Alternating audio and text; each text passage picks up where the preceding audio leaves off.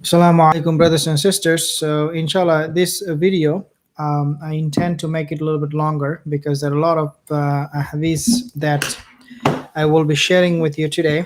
So, again, this video will be a little bit longer than usual. Um, Normally, I make it like 10 minutes video. The first one is going to be the world is at a breaking point, as I mentioned on the title. We are seeing a lot of things are rapidly happening, not just happening, but rapidly happening very, very fast. And this is, subhanAllah, one of the ways how the major signs will be following each other. When the major signs will be here, it will happen very fast, very rapidly. Coming of Dajjal, the coming of Isa alayhi salam, the coming of the Ya'juj and Ma'juj, those things will happen very fast. So we're already seeing that, subhanAllah, things are happening very, very fast with all the minor signs, even though they are fulfilled, but things are changing very dramatically. In other words, Rasulullah sallallahu alaihi wasallam, he mentioned, Buistu anna wa sa'ataka hazihi min hazihi awqataini. Rasulullah said that Buistu anna wa sa'ata, the coming of me and the hour is like the two fingers. It is that close. The hour, it already started by the coming of Rasulullah sallallahu alaihi wasallam, and we are seeing many alamat that are taking place right now. The first thing that I want to share with you, inshallah, in this video is going to be a a hadith from, and it was narrated from Anas ibn Malik radiallahu anh. Rasulullah said, and this is in Tirmidhi, the hadith is recorded in Tirmidhi. He said that, now this is very important in hadith. He said, adhering to religion will only become harder and worldly affairs will only become more difficult. Okay. And then he said, and people will only become more stingy, and the hour will only come upon the worst of people, and the only Mahdi and Isa ibn Maryam, Jesus, Isa alayhi salam. How many things he mentioned in the hadith? Several things. Number one, adhering to religion. He said, this is the sign. This is the sign. You might think, well, you know all the signs. This hadith, it wraps up a lot of signs from At-Tirmidhi. Anas ibn Malik, he said, radiallahu anh, that adhering to your religion will only become harder. In other words, practicing your ibadah, becoming a Muslim. If you go to India, for example, even many other countries, if you are visible with your beard, with your prayer, most likely you will be abused. Most likely people will be mocking at you. I have seen few videos actually recently where Muslim sisters, they were being punched and they were being knocked down in public by some culprits. So Rasulullah, he said that if you want to be a Muslim, if you want to wear hijab and you want to go out, be careful, because somebody might be lurking in the dark. They will come out and punch you and harm you. And the next time you go to the public places, you will think twice of wearing hijab or not. This is basically what the hadith, what we see is happening right now, a manifestation of the hadith. The second thing he mentioned, that worldly affairs will only become more difficult. Means what we understand is, and as we see that, means that for us to deal with the challenges, okay, the worldly challenges will become harder and harder. So, for example, finding a halal job, finding a halal marriage, nikah. These days, people don't talk about nikah, they talk about girlfriend and boyfriend. He said that these things will become harder. Worldly affairs will become harder. For who? For the believers. The third thing he mentioned, and people will only become more stingy. You will not find people giving a donation. People are not spending on charity. Why? Because they think that they do not have enough. It's not that they don't have enough. They have lots. They have lots. But stinginess, Rasulullah, he said, وَيُكَشُّحْ, that the stinginess, miserliness will be thrown into the heart of the people. So He will go to the masjid, he will not pay, not because he doesn't have enough, but because in his heart he feels like if he pays, then his wealth will diminish. Rasulullah he mentioned in another hadith, "Ma naqasat sadaqati min al-mal." Ma naqasat min al-sadaqati min al-sadaqati min al-mal. Rasul said that no wealth is diminished because of your charity. Ma saqatat ma naqasat. No decrease. But people, they take it otherwise. They think if I spend money, if I go give charity, then my mal will decrease. And he said, the hour will only come upon the worst of people. Subhanallah. I mentioned this in my other videos. Min shirari nasi man tudrikum sa'atu wa hum ahyawan. That the worst of people will be alive when the day of judgment will come. And the only Mahdi, the hadith continues on, the only Mahdi and Isa ibn Maryam will be here also for the end of time. So these people are here for a very, very special purpose. The Mahdi, the Isa ibn Maryam, Jesus, they are here for a very, very special purpose. I mean, imagine all these people who will be living here will be the worst of the worst. People will be miserliness. Miserliness will prevail in their heart. Um, Things will become very difficult. They will deal with riba, for example. They will not care about marriage. No more nikah. It's about boyfriend, girlfriend. It is also Rasulullah, he said that becoming adhering to religion will become harder and harder. Means practicing Islam will become very hard. If you wear hijab, you'll be weird. If you have beard, you'll be weird. If you even say I'm a religious person, I believe in God. I mean, these days, if you say you're religious, and especially in the West, if you claim to be a believer of God, people will think you're weird because they don't believe in God anymore. There is nothing called Christianity anymore. Christianity has become a matter of joke for many, many people. And this is the root cause. I should not say Christianity is a root cause, but because people don't find solution to their problem and answer to their questions from Christianity, from other religion, these people have left God altogether. And now I'm not blaming any religion, but you also have to weigh, you have to also rationalize why things are happening the way they are. And you will find that when religion doesn't make sense, God would not exist. So it is important for people to understand our Islam, our religion, the true religion. Rasulullah SAW, he mentioned, Mahdi is one of us. Mahdi minni. Mahdi is from me. The people of the household, from the Ahlul Bayt, Allah will rectify him in a single night.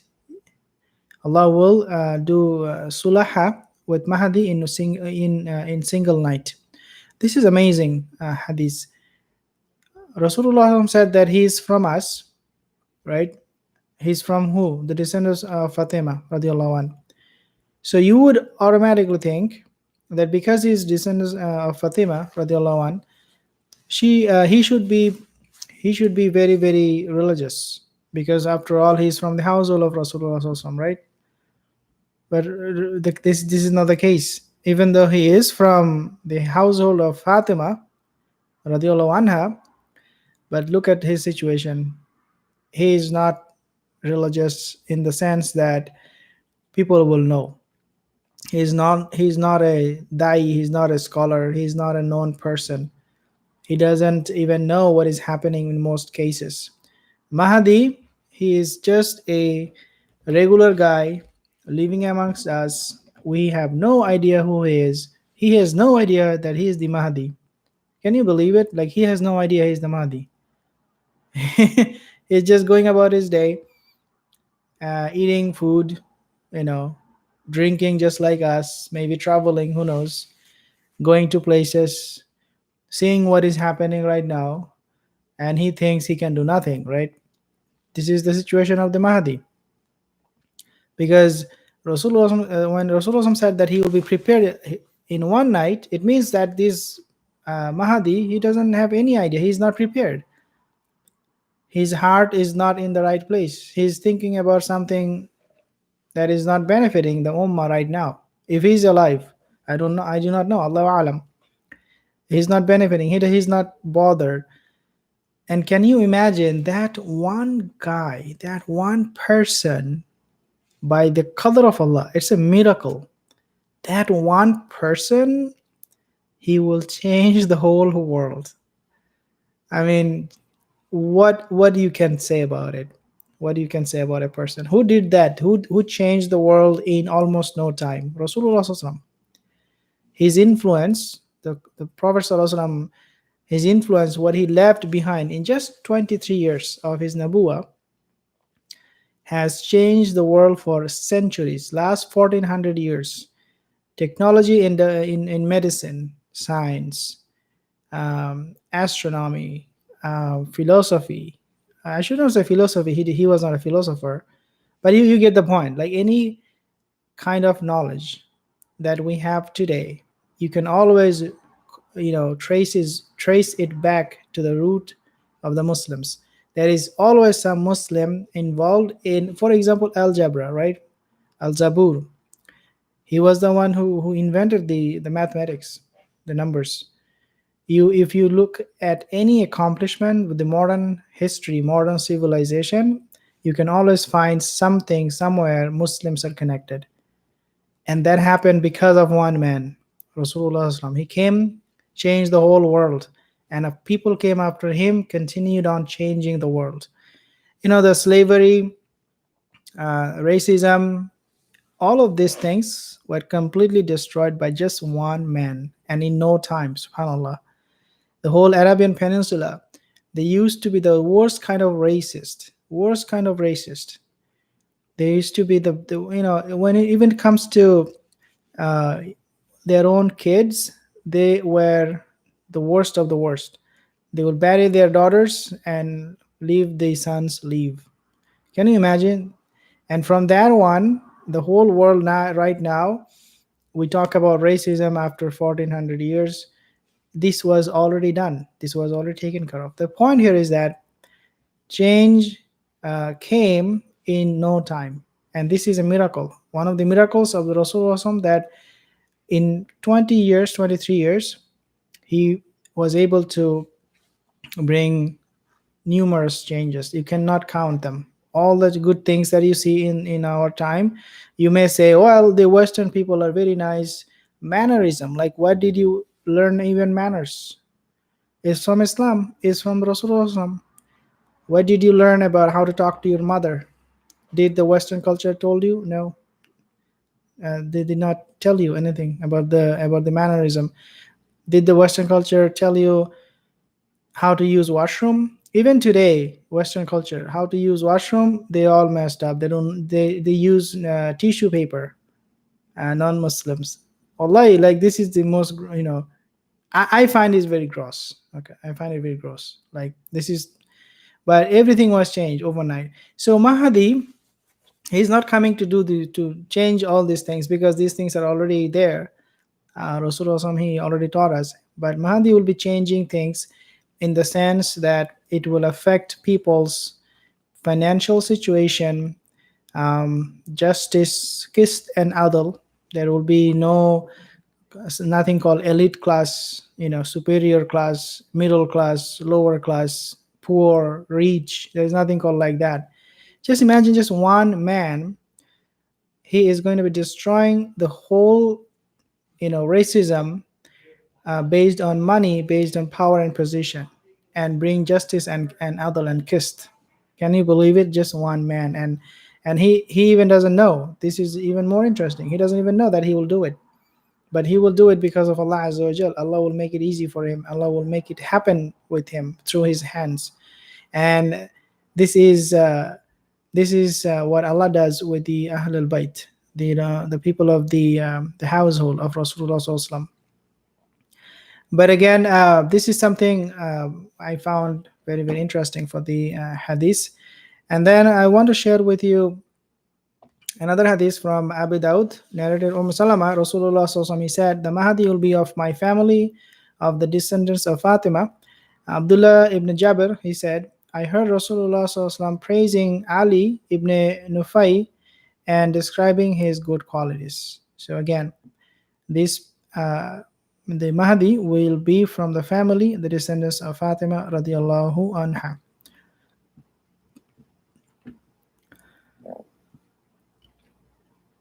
People, this hadith is reported in Sunan Ibn Majah. People will come from the east, paving the way for Mahdi, meaning for his rule. And it was narrated from Abdullah bin Haritha bin Jaz as Zabidi. Rasulullah, he said that Mahdi will, people will come from the east, paving the way for Mahdi. And who are the people of the East? It's not US or Canada or UK. It's the people of the East are the people of Khorasan. People of the East are people from even Indonesia, Malaysia, that part of the world. That's the East, that's the eastern part. These people, they will be on Haqq. And so the Mahdi, when he will come, they will support him. And we know the army of the Mahdi will be coming from the East too. Means he will be in Mecca in the beginning, and then eventually people from the east will also come out and support him, and they will follow him. And we are actually recommended, we are asked to follow him as well, the Mahdi, when he will be here. So even if you are in India or Pakistan, Malaysia, Australia, Canada, wherever you are, you and I will have a responsibility to go and follow him. Rasulullah SAW, he mentioned, and this is from Sunan Abi Dawud, Rasulullah SAW, he mentioned, and narrated by Abu Sa'id al-Khudri radiallahu anh, the Mahdi will be among my nation. If he lives for a short period, it will be 7.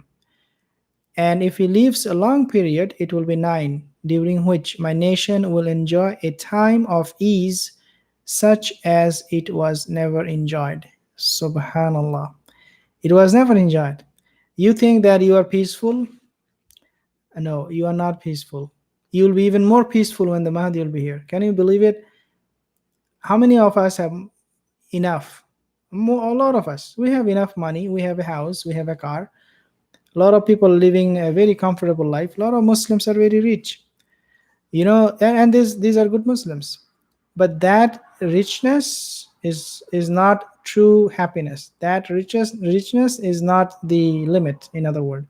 Means you'll be even much more happier and content when the Mahdi will be here. And the contentment is not when the Mahdi will be here. I'm not talking, we do not talk about contentment in terms of our wealth. We do not measure our happiness with wealth. That's not what Mahdi will do. The very fact that he is with us is a blessing from Allah. So Allah will send sakina on the believers. Just because of one man. SubhanAllah. There's a spiritual contentment. You will not find, when the Mahdi is here, yes, you will have a lot of money because he will be just. You will not be left out. You will be taken care of. But in your heart, you will always be happy. Allah will put that special sakina in your heart because of the Mahdi. And this is why he said, Rasulullah, he started the hadith by saying, the Mahdi will be among my nation. Means he will be living with us. If he lives for a short period, 7 years, long period, 9 years. And he said that my nation will enjoy a time of ease as it was never enjoyed ever before in the past. Can you believe it? So whatever happiness you have, your family, your children, when the Mahdi will be here, your happiness will be even more, inshallah. The land will bring forth, and it says that its yield and will not hold back anything. Okay, another thing very, very important about the coming of the Mahdi. When the Mahdi will be here, the land will become even more fertile. Means it will give produce, it will grow crops, it will yield fruits, it will yield its treasure, it will be so productive. Like everyone right now, if you go and try to do some like fishery, for example, right, farming, You go to the fishery, you go farming, and sometimes you see that this fish or this animal, like your goat or cow, whatever you are doing with your farming, or your rice, if you're growing rice, any crop, you will see that there is droughts, and then there is insects, killing them. So you have to use pesticides, and you have to always go there and make water available for the irrigation. Even after you do all this hard work, there is no guarantee your crops will grow or that your farm business will grow.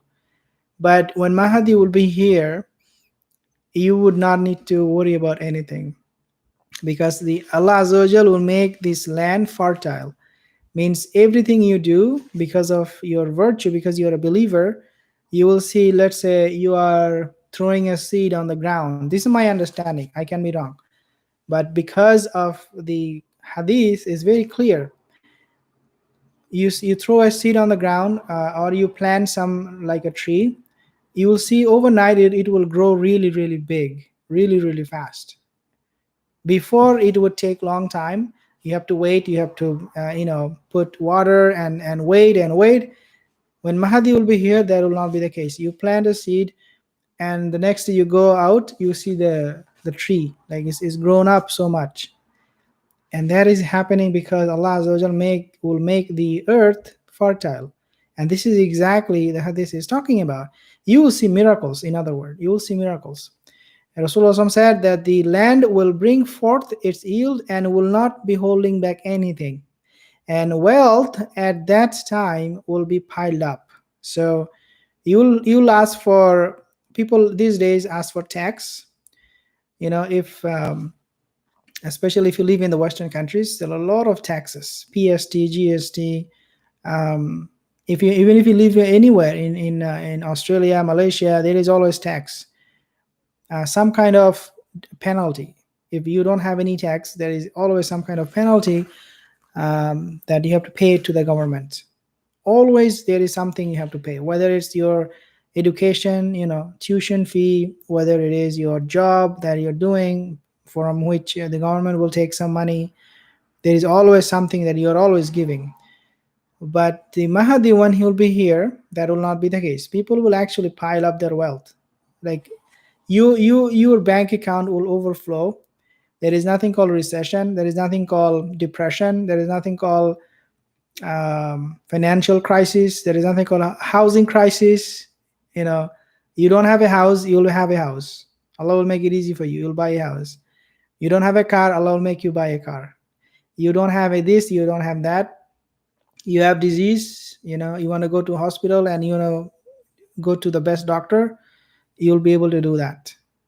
Because Imam Mahdi, the coming of the Mahdi will bring so much blessings with him that Rasulullah just piled up in one thing by saying that wealth will be piled up. Like, he could have said something else, but wealth is so important. Wealth is the single most important thing for you to enjoy a good life. If wealth is needed if you want to go to the doctor, wealth is needed if you want to buy a house. All of these things that you need money. And Rasulullah said that your wealth will be piled up. And he said in the hadith, a man will stand up and say, "Oh Mahdi, give me." He will say, "Take, khud." Ya Mahdi atini. And Mahdi will say, khud, take.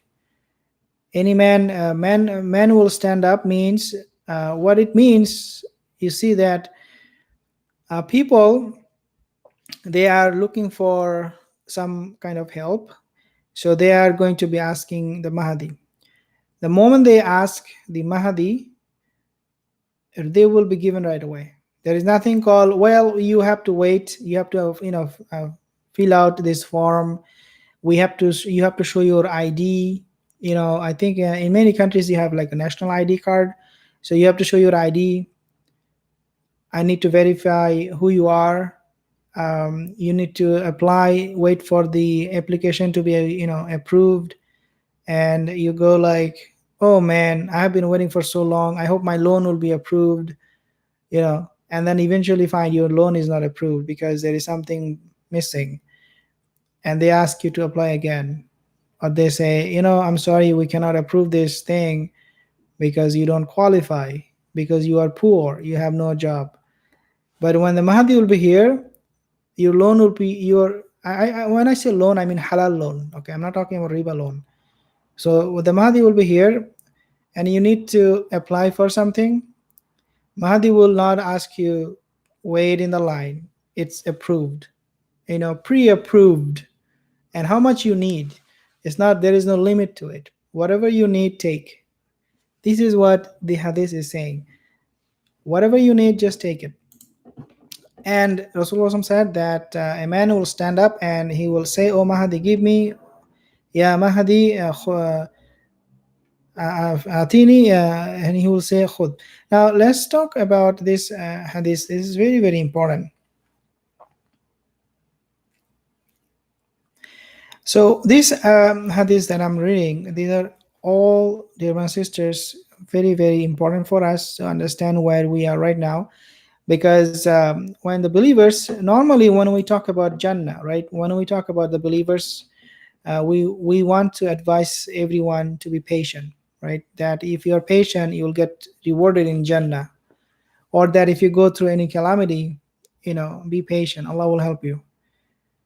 So you can imagine almost Jannah like situation will exist because of Mahdi. Because he is going to take care of your problem. He's going to give you Allah will make the land fertile. Like, you have no problem, you have no worries, and sakina will be in your heart. You'll be content. I have few comments. I will go through. Brother Mohin, Brother Siukarpin, I'm not sure if I'm saying it. United Ummah. Okay. Amin Yusuf, brother. Amin Yusuf. Okay. Mahdi will give money without expecting it to be returned. So all these problems, like you'll feel like living in Jannah. And dear brothers and sisters, these are all going to be possible only and only if you are a believer, if you are a true follower of the Mahdi. If you are a follower of the Dajjal and you're following the Dajjal right now, and you want to enjoy what will happen when Mahdi will come, all the blessing, the barakah, forget about it. You need to be right now prepared. You need to have your mindset in the right place. Otherwise, you will not be able to enjoy all these things. You have to be the ummah of Rasulullah SAW, who is paying the price. If you're not paying the price right now, for example, if you think that, well, my situation is bad, I need to deal with the riba, my situation is this, I need to have a girlfriend, my situation is this, anything. If you do any kind of sin and you expect that when Mahdi will come, you'll be okay, you'll be taken care of, then no, you need to fix yourself. And inshallah, when he will come, he will be able to help you. Now, this hadith is very, very important. I want to share with you because I believe this is very relevant too. Since we right now have Netflix, since we have friends coming over every now and then, doing barbecue, cooking biryani, since we are enjoying our life so much, since we can travel really, really fast, since we have social media, Twitter, Facebook, YouTube, and we find really no barakah in time. Time goes really, really fast. It was not the case before. People used to read books, they used to walk instead of drive, they used to spend time talking to real people, not talking on social media, not virtual talking. So these days we are saying that time is really, really flying fast. And Rasulullah, he said in Sahih at-Tirmidhi about he prophesied that there will be no barakah in time. Now when the Mahdi will be coming here, inshallah there will be barakah in time. But because he's not here, because we do not have righteous men amongst us, a lot of these barakahs are gone. Wallahi, if you know the story of Uthman bin Affan radiallahu anh, when he was killed, Allah took away a lot of barakah. According to some of the Sahaba, they mentioned some of the barakah that was missing after Uthman bin Affan was assassinated. So today we have no barakah in time. Today we have no barakah in food, in money, in anything. And that is because we do not have righteous people. If you have righteous husband, if you have righteous father, if you have righteous leader, wallahi, you will never ever feel that I have no barakah in anything that I do. You'll never feel that way. Why? Because somebody is always fearing Allah, somebody who is always praying to Allah, even though you are not doing it, but because of that person, could be your father, as I said, could be a righteous leader, could be your husband, even your son, your mother, your sister, but because of their ibadah, because of their God consciousness, their taqwa, you will enjoy a good life too. If as long as you follow him, as long as you follow them and support them. And this is why, dear brothers and sisters, it is never ever recommended in our religion to marry a rich person, because money doesn't bring those kind of happiness and barakah. Money, it can even actually make it worse. The reason you have to marry a righteous man or woman is because of those barakah. A righteous man working just a basic job will be able to keep the family very, very happy, as opposed to somebody who is corrupt, has a lot of money, comes home, and wife is disobedient, the husband is abusive, kids are disobedient, they don't care about the parents. So the real happiness, the real contentment, the point here is that is when you're righteous, not when you make a lot of money. That's not how it works. Allah Azza wa Jal will bless you with time. Rasulullah SAW, he said, لا تقوم الساعة حتى يتقارب الزمان فتكون سنة كالشهر وشهر كالجمعة وتكون جمعة كاليوم ويكون اليوم كالساعة وتكون الساعة كالضرمة بالنار. Again, this is Anas ibn Malik, narrated in Tirmidhi. Rasulullah SAW, he said, لا تقوم الساعة حتى يتقارب الزمان. The hour will not be established until the time will pass very fast. فتكون سنة كالشهر. A year will feel like a month, كالشهر. وتكون والشهر كالجمعة. And a shahr, it means a month, will feel like a juma, like a week. ويكون اليوم وتكون الجمعة كاليوم. And a week will feel like a day. And then he said, ويكون اليوم كالساعة. And a day, ويكون اليوم كالساعة, and a day will feel like an hour. وتكون الساعة كضرمة بالنار. And a hour will feel like the burning of a date palm, the burning of the braid of the date palm, means it will feel nothing. So a year will feel like a month will be feel like a week will be like a day will be like a hour, and an hour will feel like just like a burning of the braids of the date palm. And this is true. If you take a look at our time, like last Juma you prayed, think about it. Last Juma you prayed, that was how long ago?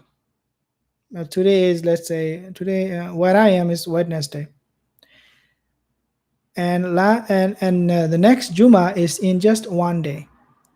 I feel I prayed Juma only yesterday. Like, the time goes so fast. It goes so fast that by the time I go to the next Juma, I feel like I just finished Juma. Like, what are you talking about? I just finished Juma yesterday. Time is flying, and that is because we are corrupt. That is because we are not righteous. That is because we are running after dunya too much, too fast, too often. As a result, we have no tracking of our time. Sometimes we pray Dhuhr prayer, we don't even know we prayed Dhuhr prayer. We pray Maghrib prayer, we Isha prayer, and then we think about it. Oh, when did I pray? Why? Because we are so busy with dunya, we don't even remember if we prayed, how many rakah we pray. A lot of us were missing even rakah, like ruku and sujud, where we don't know what we're doing. It's always rushing, and because of that kind of heart, Allah put no barakah in our time. If you do the exact opposite, if you let's say make your dhuhr prayer at least 10 minutes, and you want to dedicate that 10 minutes for dhuhr prayer just for the remembrance of Allah Azza wa Jal, you remove all distraction, you close your door, you tell everybody don't disturb me for the next 10 minutes. If you forget everything about dunya and you stand up, I'm talking about just dhuhr prayer, I'm not even talking about tahajjud, and you stand up to remember Allah, those 10 minutes, you will feel like an hour. Why? Because you are not used to be alone. You are always used to be with your phone. Every 5 seconds you're checking your phone.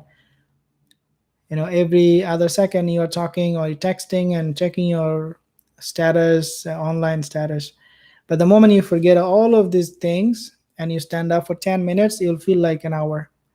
It can be reversed. It can be reversed. That's my point.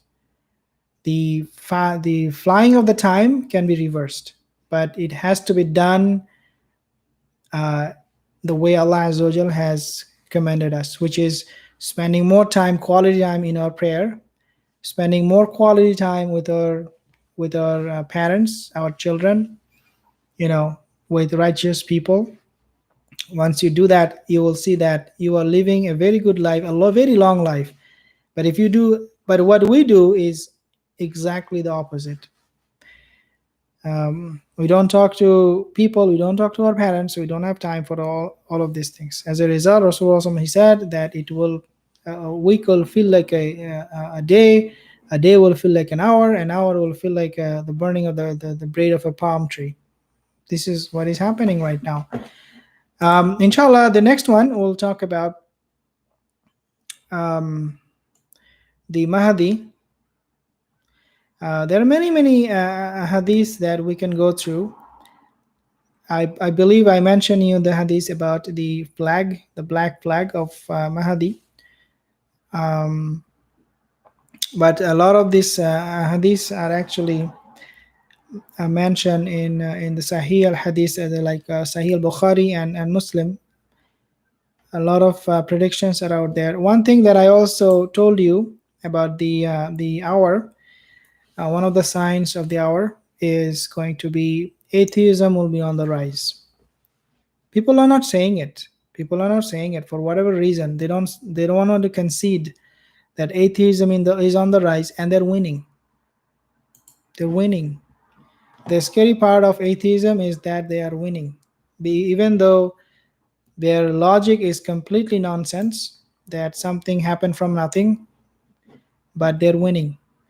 The reason they're winning is because of the prophecy that the hour will not be established until la yuqala fil ard Allah. The hour will not be established until there will be no person on earth who will say Allah, the name of Allah.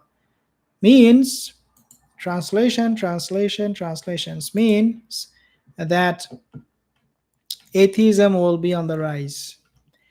Liberalism, atheism, you call it. People who are LGBT, for example, people who are racist. Do you think they believe in any God? No, they don't. If they believed in any God, they would not be practicing those things. But because they don't care, and people who practice nudity, there is another thing, nudity. People, men, women, they don't wear dress these days. Do you think they believe in God? They don't, because otherwise they will care about how they dress. They will care about how they look. They will care whether they're racist or not. I mean, racism is so rampant these days. One day racism will be normal.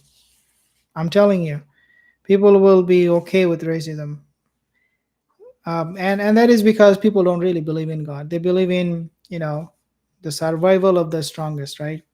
If you're strong, you survive. If you're weak, I'm sorry, you have to go. But the point here is that really, when atheism will be on the rise, these things will be gone. Subjective, objective, morality, there is nothing called morality. There's no more morality. It's okay to be naked. At the same time, it is okay to be dressed. Doesn't matter. It all depends on how you feel. There is nothing called morality. Why morality is gone is because there is no God, there is not God consciousness. Mahdi Khalif of Allah, too soon, brother. He said, I stick to my da'wah. Alhamdulillah, stick to your da'wah. I'm glad, inshallah, we should all give da'wah. There is no doubt about that. Another thing that I want to mention to you about the hour is the fitan for coming from our leaders. Okay, our leaders. So all this fitan we talked about so far is going to be fitan that we create.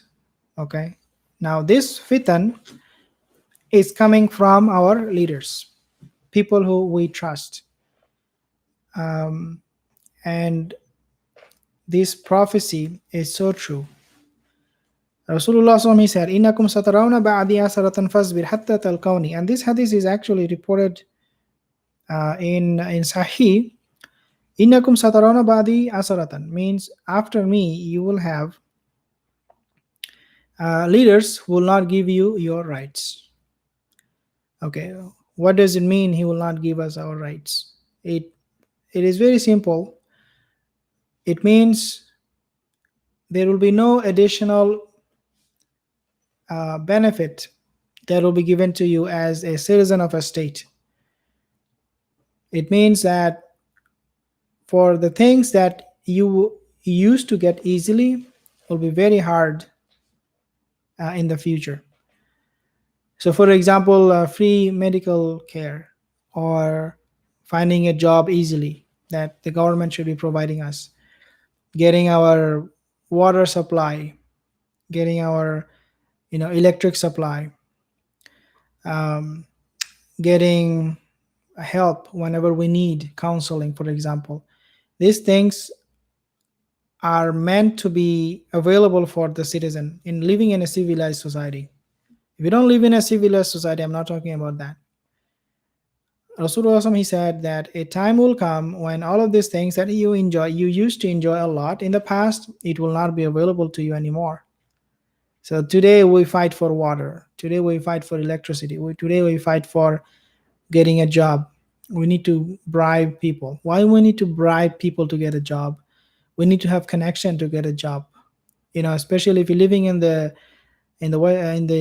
Asian countries where I'm from, it is impossible to get anything. You have to struggle.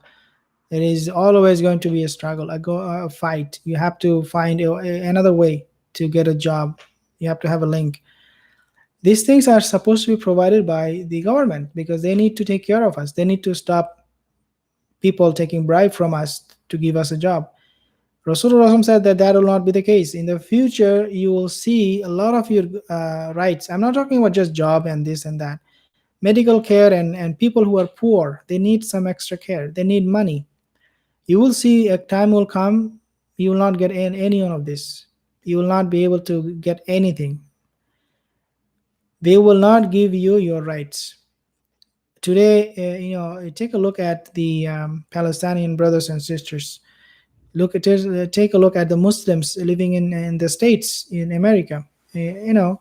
Most of the countries, Muslims are being banned from wearing hijab. Mosques are being under lockdown because they do not like the mosque. There is ban on Muslims, travel restriction. I'm not talking about Muslim ban that the one Trump did. Even individual Muslim like myself, if I want to travel to a country, any country, and I need to travel to that country, I will not be able to do it because they do not feel comfortable with me or with you. And that is because our government, they're not giving us our rights. A lot of things. If you wear hijab, for example, even in Canada, in Quebec, hijab ban. You cannot wear hijab. If you are holding a public office, you cannot wear hijab. A lot of things. They are not giving us our rights. And these rights are, you may think, well, what's the big deal about hijab? What's the big deal about wearing a beard, having a beard? Or what's the big deal about this and that? Maybe these are not big deal right now, but it is gonna get even worse in the coming days. European Union, they're planning to ban on many things for the Muslims. Right now, Germany, Angela Merkel, she is a very strict Christian. As a Christian, she has a soft heart. Okay, but as soon as she is gone, the person who will be taking over in Germany's politics, trust me, they will ban immigration altogether. They will be like, Muslims, get out of our country. Wallahi, this is happening. So Rasulullah said that this will happen. Innakum satarawna ba'diya saratan hatta talqawni. What is the solution? There is no solution. He said, Fasbir. He did not say go out and do something or be righteous or stand firm or ask for your rights from your government. He did not say any one of this. He could have said this, that you have your haq, you need to fight for your haq, you need to ask for it, you need to work for it, because these haq are given to you by Allah Azza wa Jal. You should not let people take away your haq. He didn't say any one of this. He said fasbir. Simple. Because you have to be patient. Even if you try to do something, it means even if you try to do something, if you let's say gather people, nothing will help. How many times we have seen protest? Whenever there is something bad happening, we see people are protesting. And how many times you think these protests are changing the government's mind? How many times? Zero. I have never ever seen, because of a protest, the government has changed their decision and reinstated their rights for the people. I have never seen. You can go out, you can do a lot of things, you can raise your voice for justice, so many things you can do, but at the end of the day, you don't matter. Even millions of people these days don't matter, because the government has power. They can put you in jail, they can do a lot of things. They can put you on the watch list. This guy is very dangerous, keep an eye on him, your life will be miserable. I mean, you should pray during lunchtime. What does it say? Mahdi Khalif of Allah. Okay.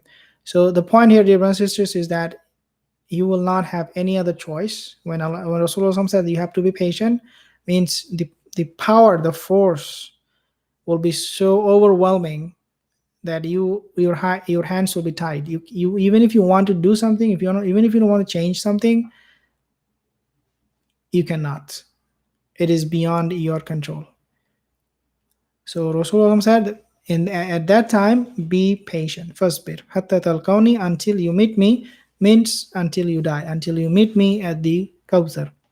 Inshallah, we ask Allah Azza wa Jal to make us meet Rasulullah Sallallahu Alaihi Wasallam, to drink from his fountain, Al-Kawthar.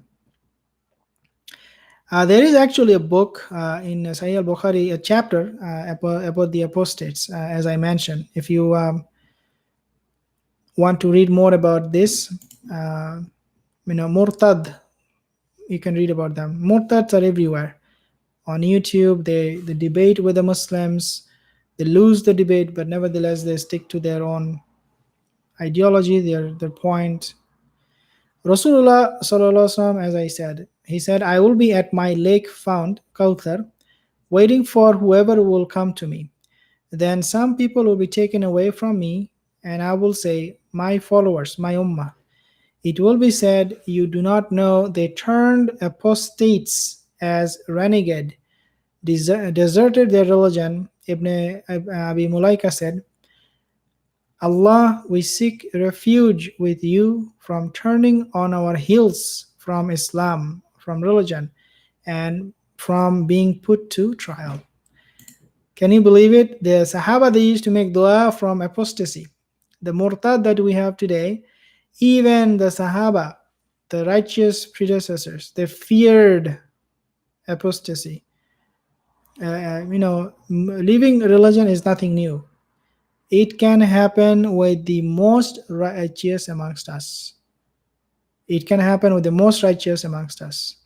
You may find someone with a beard who knows Quran, Hadith, everything. You find him living Islam. Because the Sahaba, they used to fear it. Who are we? The Prophet ﷺ said about the Hawd al-Kawthar, that these people will not be able to drink from that fountain. You disbelieved in Allah, you disbelieved in Rasulullah ﷺ. That's your choice. You make a decision. You made a decision. You choose something, and Allah made it happen for you. If you want to become an atheist, if you want to become this, you want to become that, no problem. It's all for you. But don't come on the day of judgment saying, "Oh, I'm sorry, this happened, that happened." No, it's not gonna happen.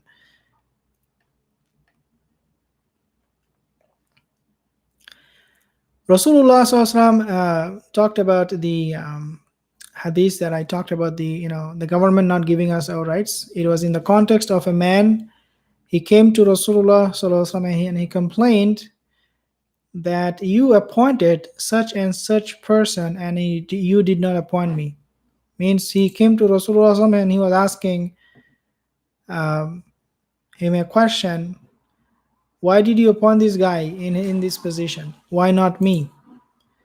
Do you think you can ask this kind of question to the ruler today? Never. But this man, he asked the Prophet ﷺ, why did you do this? Appointing somebody, for example, the head of the judicial committee, or what do you call that? The court, Supreme Court, appointing somebody as a judge. Do you think you can say anything about anything? No. You'll be in jail. You'll be paying hefty fine. Look at the adl of Rasulullah SAW. People used to ask him question about his decision. And this hadith is reported in Sahih al-Bukhari, narrated SYED bin Hudayr radiallahu anh. This is a Sahih hadith. The man challenged the Rasulullah. He asked him a question. He should not be asking question because Rasulullah is the ruler.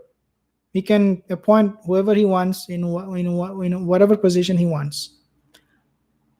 You are not going to be asking question. But that man, he dared to ask question. You appointed him instead of me. Like what happened? Rasulullah said, then he said that after me, you are asking me this question. After me, you will have leaders. If you ask this kind of question, why you make a decision like that, you'll be in big trouble.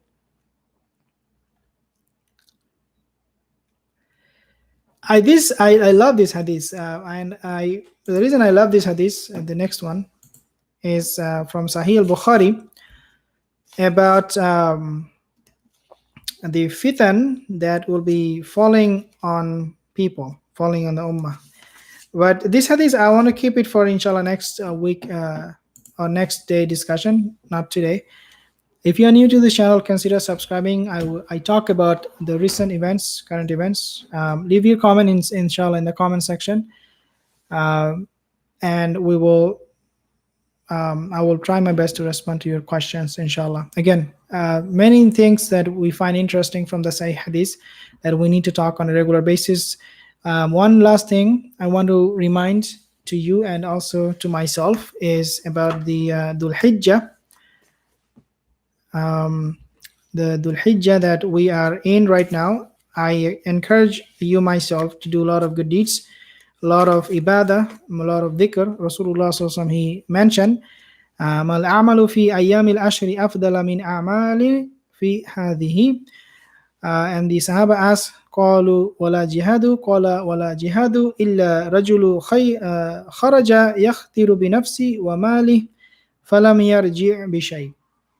Rasulullah SAW said that good deeds done in these 10 days are better and more beloved to Allah Azza wa Jal than good deeds that are done in other days, other months. Even better than jihad, the Sahaba asked, even better than jihad, he said, except a man who goes out, gives up his life, his wealth, and he never returns with anything. Again, I have another comment, Abdul Madiani, inshallah. You can share this video on your Facebook page, wherever you are. Facebook, Twitter, Instagram, on YouTube.